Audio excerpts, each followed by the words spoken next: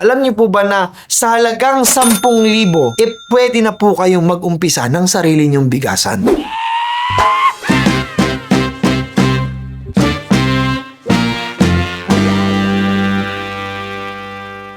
So kaibigan, ikaw ba yung tipong tao na gusto rin magtayo ng sarili mong bigasan? Pero may problema, hindi mo alam kung paano at saan mag-uumpisa. Sa videong ito, gusto ko tapusin mo hanggang dulo dahil ituturo ko sa'yo yung 6 na simpleng bagay na ginawa ko para makapag-umpisa ng sarili kong bigasan. So mga kaibigan, marami talagang gustong magkaroon ng sarili nilang bigasan.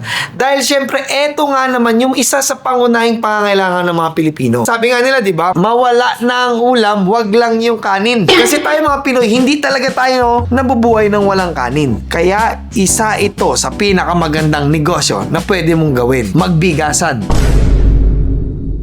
Pero kaibigan, bago ka maglabas ng kahit gaano kaliit na puhunan, kailangan mo munang gawin tong mga tamang hakbang para makapag-umpisa nito. Number 1 mga kaibigan na kinakailangan nyong gawin ay kailangan nyo po munang alamin kung ano po yung mabentang bigas dyan po mismo sa lugar nyo. So bago ka bumili ng kahit isang sako ng bigas, isisiguraduhin mo muna kung ano po yung magandang bigas na mabenta dyan po sa lugar nyo. Alamin mo kung ano talaga yung mas madalas bilhin ng mga tao, na mga kapitbahay mo, na mga kamag-anak mo, or ikaw mismo.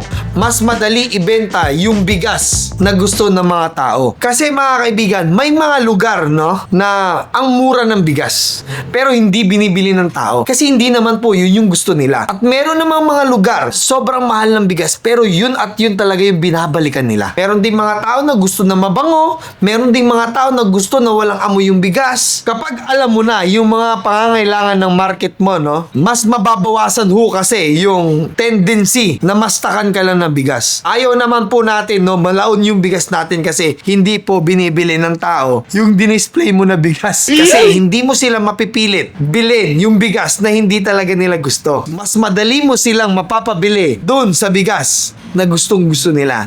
Kaya if I were you, alamin mo kung ano yung mabiling bigas sa lugar mo. Number 2 naman mga kaibigan, kinakailangan nyo po syempre maghanap ng magandang pwesto. That is very, very important. Kasi meron kang maganda, mura na bigas, pero ang problema mo hindi naman maganda yung pwesto mo. Kung hindi po kayo nakikita ng mga tao, syempre, may hirapan po tayo magbenta. Sino pong bibili sa atin kung hindi visible sa mga tao? Kaya dapat mabisa talaga yung pwesto na hanapin natin. Ano ba yung mga example na magagandang pwesto para sa isang bigasan? Malapit sa mga bahay, palengke, yung matraffic na lugar, terminal, basta yung lugar na maraming dumadaan na tao araw-araw. Mas madaling magbenta, no, ng kahit anong produkto kung nakikita tayo ng mga tao. So better mga kaibigan, humanap po tayo ng magandang pwesto talaga. At besides, baka masayang lang din yung upa natin, no, at yung puhunan natin kung nakahanap tayo ng pwesto na hindi naman talaga visible sa mga tao. Dapat maganda po at maayos yung pwesto na hanapin natin. So number 3 mga kaibigan, kailangan po natin maghanap ng mabisa, no, na supplier. Yes mga kaibigan, supplier is very, very important talaga sa ating pagbibigas. Kasi sila po yung magiging katuwang natin sa negosyo mga kaibigan. Ang mga supplier. Marami po mga supplier tayo mahanap sa ganitong klaseng negosyo na mura yung bigas pero hindi naman din talaga di kalidad yung mga bigas na i-offer nila.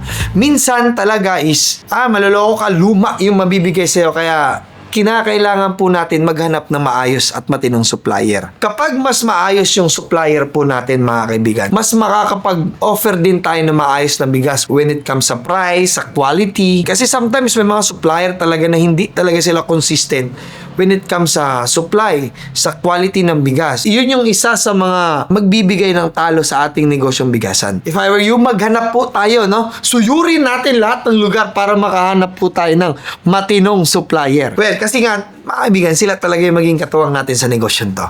Ang supplier. Number 4, kinakailangan po natin maghanda ng puhunan. Bukod sa kailangan nating puhunan para sa bigas, kinakailangan rin po natin maghanda para sa mga timbangan, sa permits, sa mga packaging. Kung sinabi ko pong puhunan, hindi naman po ibig sabihin kailangan po natin ng malaking puhunan. Kung ano lang po yung kaya natin na puhunan, better po yon. Kasi para mas mapag-aralan natin na maayos kung paano to takbuhin yung negosyong bigasan. Paano natin ma-handle yung malaki ng bigasan kung sa malit na punan hindi natin alam kung paano i-handle. So better start small hanggang sa lumaki. Kung ikaw naman ay sinuwerte sa buhay at meron kang malaking punan talaga, well, why not, 'di ba? Pero kung ikaw ay katulad ko na nag-umpisa na meron lang malit na puhunan, kaibigan, okay lang yan. Alam niyo po ba na sa halagang 10,000, pwede na po kayong mag-umpisa ng sarili niyong bigasan. Ganun lang po ako nag-umpisa. Maliit lang na puhunan. And sabi ko nga sa sarili ko, talaga tayo, pwede pala talaga mag-umpisa ng maliit na puhunan, no? Kasi most people talaga, kala nila pag nag-business, kailangan malaking puhunan. No. Most of the time, kinakailangan mo lang ng lakas ng loob at yung puhunan na meron ka para mag-start. Some people naman is meron talaga silang kakayanan na mag-umpisa ng malaking puhunan. Pero for us na small people, for us na limited lang yung pera, better na mag-start tayo ng small. Tapos aralin natin palakihin yung negosyo natin. That's very important, no, mga kaibigan. Kailangan natin maintindihan na kaya natin magnegosyo kahit maliit lang yung puhunan natin. It's not about the capital, it's about the experience na natututunan natin sa pagninegosyo. Kasi kung meron kang malaking kapital pero hindi ka natututo na kung paano patakbuhin yung negosyo mo, wala rin. Pero better, meron kang maliit na kapital pero araw-araw ka namang natututo na palakihin yung negosyo mo.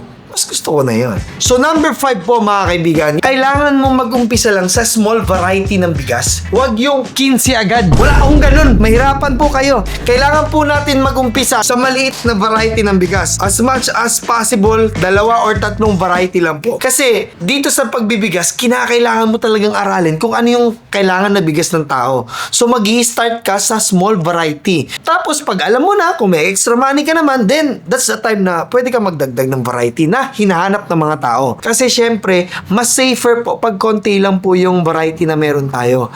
Mas maiiwasan po natin malumaan or masiraan ng bigas. Matagal naman masira yung bigas, pero syempre, mas maganda kung mas mabilis natin madispose yung mga paninda nating bigas. Imagine kung sobra-sobra din po tayong dami ng variety. Ang tendency kasi nun, bumagal yung ikot ng puhunan natin. Kasi hindi mabibili yung ibang klase ng bigas. Kasi nga, ang daming pinagpipilian ng tao at hindi nila alam yung bibili nila. Kaya mas maganda talaga small variety at yung mabentang bigas lang sa lugar natin. So, okay na. Alam mo na kung ano yung mabentang bigas sa inyo. Meron ka ng magandang pwesto, meron ka ng supplier, may puhunan ka na, no? At meron ka ng mga ilang variety sa utak mo na gusto mong ibenta sa inyo. Pang last na tip ko, mga kaibigan, before kayo mag-start ng sarili nyong bigasan, bigyan nyo po ng dahilan para bumalik yung mga customers niyo. Yes, mga kaibigan, isa po yun sa pinaka-importanting bagay na mai-share ko sa inyo. Kasi kahit bigas po, kahit pangangailangan po ng tao yan, kung wala po silang dahilan para bumalik sa inyo, wala rin po mangyayari. So, syempre, una, kinakailangan, mga kaibigan, maayos at accurate yung timbangan natin. Meron kasi talaga, no, na mga taong hindi tapat sa pagtitimbang ng bigas. Dinadaya po nila yung mga customer. Paano kung tinimbang nila sa bahay nila? 6 na kilo, tas ang binigay mo 5.5 lang, diba? So, kawawa naman. And then, masisira tayo sa mga customer natin. So, kailangan tapat po tayo. And kailangan panitili nating malinis, no? Yung pwesto natin. Syempre, first impression last. Paano kung nakita nila, no? Sa unang daan nila, madumi po yung bigasan natin. Diba? Kailangan din natin makitungo ng maayos sa mga customers natin. Kasi alam mo, yung mga customers is very important yan, mga kaibigan. Sila talaga yung buhay na marketing strategy, mga kaibigan. Kung maganda yung pakikisama mo sa kanila, sila na mismo ang magpapasa ng mensahe sa mga kapitbahay, sa mga kakilala nila na, oy, dito sa bigasan na to, maganda. Dito sa bigasan na to, maayos magtimbang, maayos makitungo yung may-ari, yung bantay. May libre ka ng marketing. Paano naman kung di maayos yung pakikitungo mo? Siyempre, wag na po natin kagulat. Ipagkakalat nila na hindi maganda. Yun talaga yung pinaka-the best na pwede natin magawin, mga kaibigan. Ang makapag-build ng magandang reputasyon sa kanila. Kasi yun po yung pinaka-importante. Kasi kahit maganda yung pwesto mo, supplier mo, yung mga bigas mo, or what, kung hindi po tayo maayos makitungo at hindi tayo tapat sa mga suki natin, well, hindi rin po talaga magiging mabisa yung bigasan natin. So, yun, mga kaibigan. Yun lang naman yung mga 6 na tips na pwede mong gawin bago mag-umpisa ng sarili mong bigasan. So mga kaibigan, alam nyo po, etong 6 na simpleng bagay na to, sobrang simple lang, di ba? Pero ang laki po nang naitulong sa akin. Naalala ko nung nag-umpisa ako ng pagbibigas, nag-start talaga ako, to be honest, 40 sacks talaga.